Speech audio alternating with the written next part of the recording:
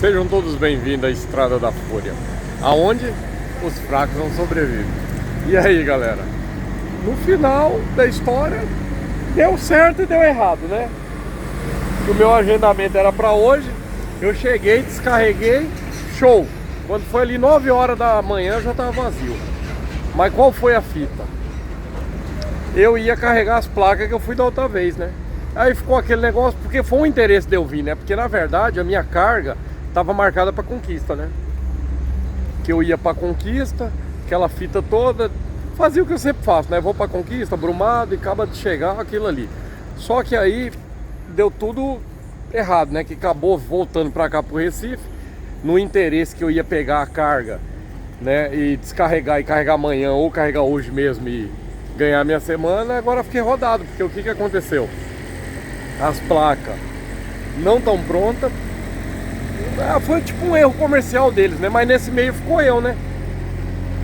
Porque aí eu resolvi o problema do meu contratante, que trouxe os postes. E aí o pessoal desorganizado daqui não desenrolou as placas, né? E que aqui no Brasil é assim, né? Você chega para comprar alguma coisa, o cara não tem para te entregar, mas ele vende. Ele vende. Aqui no Brasil a gente não tem muito compromisso, não. Nem honra, né? Aí beleza. Deu errado isso aí. E aí eu fiquei rodado. Aí começa, liga para um, liga para outro, liga para outro, liga para outro e nada, e vai indo, e vai indo, e vai indo. E aí no final da história eu liguei pro meu amigo Alex. E ele falou, ó, vai pra Gerdau, marca a vez lá, né? Liga lá pra mulher pra ver como é que é. Só que lá tem que ir pra marcar a vez, né? Aí tem 10 máquinas de guerra na minha frente, né? Mas 10 que assim, eu acho que não vai pro mesmo lugar, né? Porque pra mim eu tenho que voltar ali pra Camaçari, Alagoinhas, Maceió também serviria, Salvador, sei lá, esses lugares. Só que ficou aquela fita, né? Aí no final da história me dei mal. Às vezes você não pode deixar alguém escolher ou decidir por você, né? Você tem que se posicionar e não, peraí, deixa eu ver o que é melhor pra mim, né? Mas eu cresci o olho que ia dar a casadinha, né? Que eu ia vir com o poste e voltar com a placa, né? E agora a placa só vai ter lá pra quinta-feira de semana que vem, né? Se tudo der certo. Então, resultado: tomei no olho do tornado e saí cantando igual galinha. Fiquei rodado, né? E amanhã já é sexta-feira.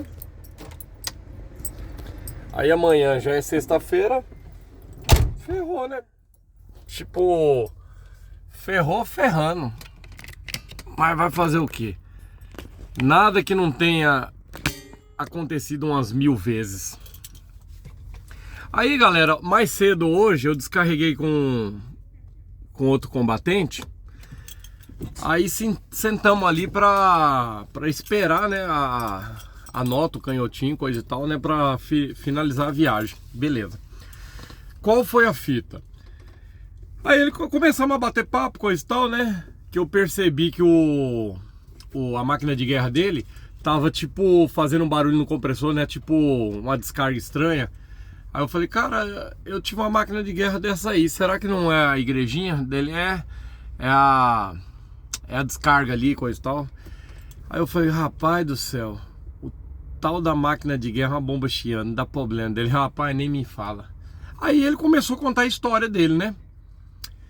Aí ele falou assim, rapaz, a viagem passada, ele falou, ó, aconteceu aí isso aí tudo num mês. A viagem passada, eu tava indo ali, depois passa Loreto ali, tem 2 torres. Quem faz essa linha aqui de vindo para Aracaju conhece ali. Passa Loreto, tem um vácuo ali de 250 por hora. Aí ele falou ali, a gente solta ali, todo mundo solta, eu também solta. Solta ali para voar o cardan no meio do nada. Aí beleza, aí ele soltou ali, quando ele olhou no espelho, um Filipão tinha voado, né? Um Filipão é uma roda completa, eu chamo de Filipão, mas voa a rodeira inteira completa. Às vezes a trava aranha, ela quebra e sai ali com rolamento, tambor de freio, os cubos. Olha, bicho, o prejuízo é grande demais. Tira o cara do ar praticamente, né? Beleza.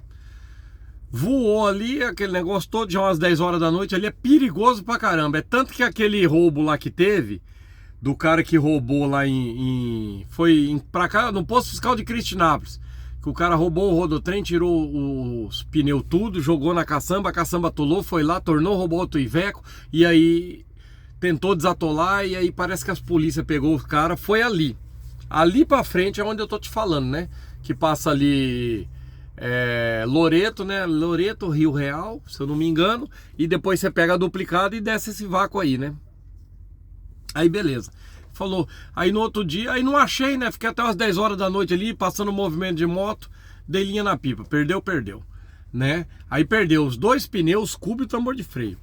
Aí ele pegou, cintou ali o eixo para não bater no chão, nos quebra-mola, né? Quando passar, porque quando perde um pneu, aí o eixo não é assim, aí ele vai ficar assim, né? E aí vai ficar próximo ali a bater no asfalto. Beleza. Seguiu viagem. Quando chegou lá em Alagoinhas, desenrolou um cubo velho, pegou os dois step, montou, veio-se embora.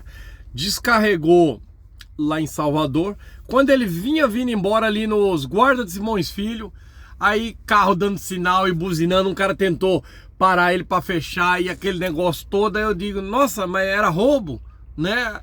Que a máquina de véia dele já, vamos dizer assim, um carrinho mais velho, mais fraco. Aí ele desviou e se jogou, né? Se jogou, chegou ali no posto Paraqui, escondeu a máquina de ganhar aquela fita. Aí eu digo, mas era pra roubar o caminhão dele? Não, cara, não voou do Felipão. Eu falei, nossa, cara. Pronto, voou do primeiro eixo, depois voou do último eixo. E bateu em carro, ele disse que viu o Filipão, mas aí já não voou o cubo, voou os pneus, né? Soltou os parafusos ali, amassa carro, aquele negócio ali na 324. Antes de chegar em Simões Filho um pouquinho, não, antes da pamonha, ele diz, rapaz, sabe que é bagaceira, dois pneus pulando, esmagando o carro? E aí ele foi e correu ali. Correu, pá, eu digo, e os pneus dele? Ah, pá, lá quero saber de pneu, rapaz. Se eu vendesse a quarta geração minha, não pagava o prejuízo que eu dei. Olha pra você ver, tudo em uma viagem só. Aí beleza. Aí ele pegou, carregou de garrafa levinho, falou, vamos embora, né? Cintou o eixo. Aliás, era o eixo, o que voou primeiro foi o último. Agora já era do primeiro eixo que voou do lado do motorista. Aí ele meteu o dedo nos botões, levantou a bolsa de ar, né? Que o primeiro e o último eixo das carretas, normalmente tem bolsa de ar e dá para levantar, né? Se tiver leve. Aí beleza. Aí ele disse que carregou a garrafa, parou no posto para abastecer. Quando foi pisar na embreagem, a embreagem endureceu, o cilindro. Aí vem daqui, vem de lá e coisa e tal, aí troca o cilindro, vem-se embora. Quando chegou ali pelo lado de Maceió, quando pensou que não, o caminhão foi ficando duro para engatar, um cheirão de caixa, um cheirão, aquela loucura toda, e pá, e vem daqui, vem de lá, a caixa travou de marcha. Aí ele falou assim, nossa senhora, agora eu vou torar na emenda. Aí, beleza. Ele falou, cara, tira a caixa. Aí pá, quando desenrolou uma caixa, né? Aí ligou para um fulano, não sei o que, você comprou lá a caixa. Comprou uma caixa, ou reparou a caixa. Quando vai montar a caixa, a capa seca quebrada. Que ela já estava andando folgada, que o Volvo faz muito isso, né? Eu tive um Volvo 400, porta de helicóptero, aquele andorinha, e aí a caixa faz muito isso. E ali resolve com 2 grampos de mola no chassis. Você pega uma travessa, fura ela, uma recapa de pneu e um barrote. E aí na emenda da caixa ali, um palmo para cada capa seca, tem uma emenda da caixa ali, da seletora, da emenda da caixa. Você vai ali e bota esse barrote com esses 2 grampos que desceu no chassi. Ó, imagina meu braço aqui, ó. Tem 2 grampos, compra um grampo em L. Aí solda ele no chassi e aqui você sobe com a porca no barrote aqui e sobe com o... Tipo assim, ó. Na verdade vai fazer tipo isso. E aí você vai segurar a caixa, porque o Volvo, os Volvos mais velhos, a caixa ficava segura ali na capa seca, frouxa parafuso. Nossa senhora, cara, tanto prejuízo que eu tive quando eu tinha um Volvinho desse. Só parou de quebrar a capa seca quando eu fiz isso. Aí ele contando essa fita toda, eu falei, nossa, cara, mas isso aí aconteceu. Ele falou, tudo numa viagem. Carreguei aqui no Recife, na viagem voou o Filipão, voltando voou outro, endureceu o cilindro de embreagem, a caixa de marcha quebrou, e depois quando eu tava montando a caixa de marcha, que o menino foi olhar, a capa seca tava quebrada. Eu falei, nossa senhora, mas isso foi mais de 10 mil dinheiro. Que 10 mil? Que 10 mil foi quase 18 mil que eu pipoquei cartão, pipoquei parente, pipoquei tudo. Eu falei, meu Deus do céu. Daí eu falei, mas e aí? Daí aí vamos lutando, né, cara? Vamos fazer o quê? Vou fazer o quê? Só você botar um saco aqui nas costas aqui e virar andarilho. Deixar aí tudo pra trás aí. Mandar a mulher vir buscar aqui a sucata e vender por qualquer coisa. Eu vou lutando, vou fazer o quê? Aí eu fiquei olhando aquilo ali, cara. Aí se despedimos ali. Que ele ia carregar uns pré-moldados, paletes. Aí eu fiquei olhando assim, ele meteu marcha no Volvinho e foi embora. E eu olhando ali o retrato do que eu passei. Não chegou a voar os Filipão, né, cara? Mas é tipo assim... deixa eu ver. Não, nunca aconteceu de voar Filipão comigo, mas pneu nunca teve, né? Nunca teve pneu. Nossa, eu passei por essa merda toda, cara. É o que o meu amigo Lei fala lá de Barão de Cocais. Cara, máquina de guerra é uma bomba chiano. É daqui pra ali pra você tá com um saco nas costas pedindo uma carona. Dependendo de voltar pra casa de carona, dormir no assoalho quando os caminhões eram bicudos, né?